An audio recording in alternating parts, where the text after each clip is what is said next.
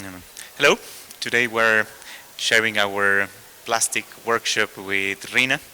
No, in this workshop we had a conference by her. She was telling us about her work and about her practice, and we want to ask her a little bit what was the conference about today? What is your practice in design and art? No, I see that it's a mixture also. And if you can share us a little bit about your profile, Riina. Welcome.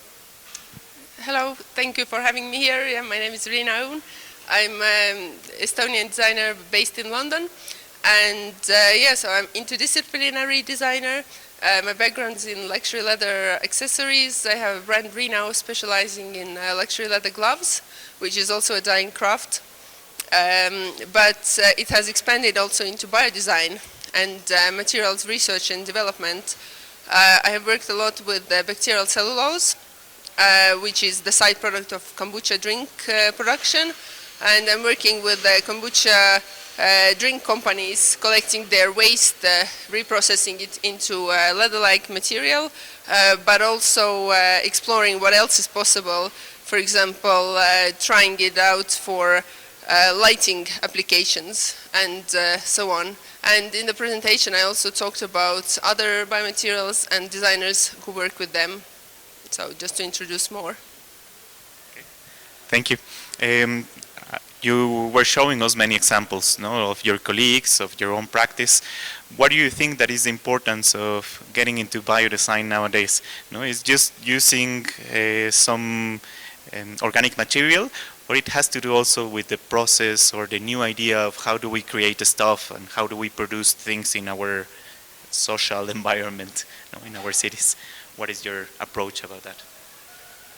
Well, there are so many different aspects how to approach that, but I mean, starting from the environmental havoc that our planet is in, caused by the oil-derived plastics. So I think that's probably the main reason why other organic resources should be looked at as the source of materials. But other aspects kind of add on to it, like social aspects and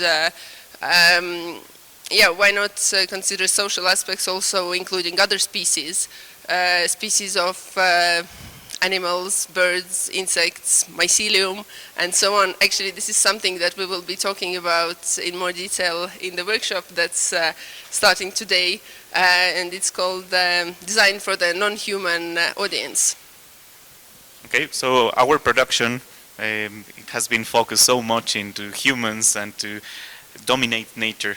Is biodesign some approach that will be about other species as well? It will be including other design for other species, or even including negotiating and participating with other species? What do you think about that? I think definitely. If you think about regenerative design, which is the step further from sustainable design, which keeps sustains the same level.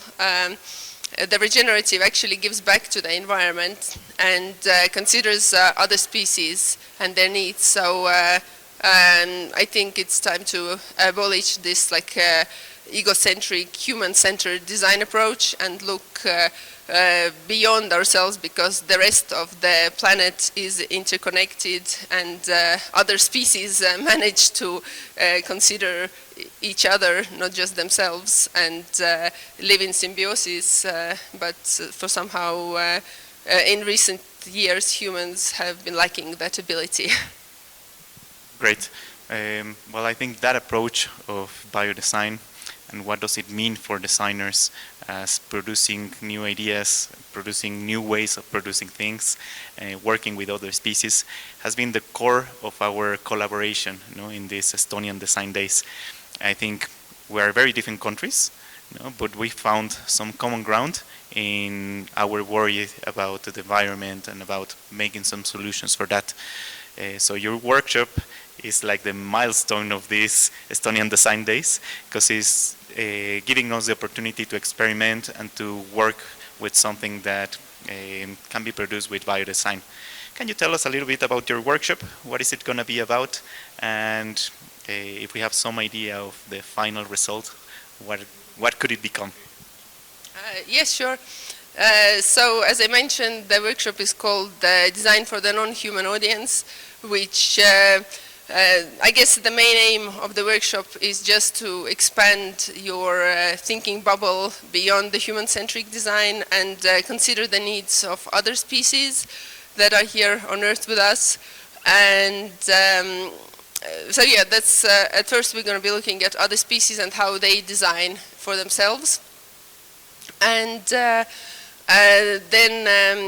there's going to be some ideation process. We're going to go for a little exploratory walk around the ground, collecting organic waste because we need to build kind of the underlying structure for the installation that we're going to be covering with biomaterials tomorrow. And I think it's going to be very exciting. I have no idea what the shape is going to turn out, but since it's a team exercise, I assume it's going to be quite large in scale. The rest is up to you. So really excited where your ideas will develop. Thank you. Great. So we're going to have that final result of the workshop in an installation that is going to be in the green areas between the L building and the cafeteria. And hopefully this becomes a new icon of the transcending the Anthropocene and becoming part of the ecocene, and maybe some inspiration for changing this workshop of plastic workshop into biodesign workshop or biomaterials workshop. So thank you for all the inspiration that you bring to us, Riina, and let's see what happens with our workshop. Thank you. Thank you. Thank you so much for having me. It's my pleasure.